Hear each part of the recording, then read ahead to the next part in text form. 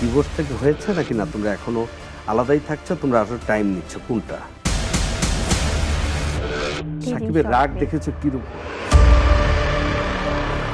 তোমার রাগ কতবার দেখেছো সাকিব খান?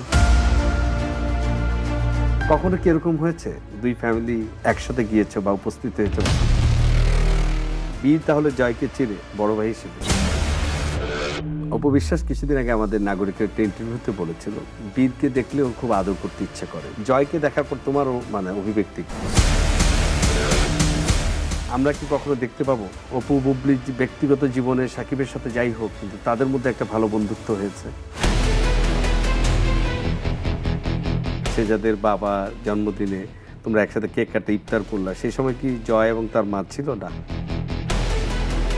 সাকিবের সাথে কি তোমার প্রতিদিন মানে কথা হয়, তোমার খোঁজ খবর নেয় বা তুমি কি তার খোঁজ খবর নাও? অপুকে তুমি কি বলে সম্বোধন করো?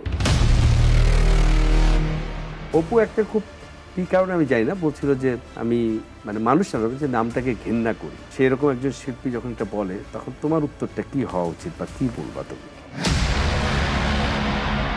সাকিব খানকে তুমি আগের মতোই এখন আরো বেশি ভালোবাসো কিনা? সামনের দিকে নিজেকে কিভাবে চিন্তা করছো, মানে এভাবে কি তুমি কাটিয়ে দিবে সারাটা জীবন? সাকিব খানকে তোমার রাজকুমার করা বা তোমার ভালোবাসা বা বিয়ে করা তোমার জীবনে একটা বড় ভুল সিদ্ধান্ত ছিল, কোনো এক সময় কি এরকম মনে হয়েছে?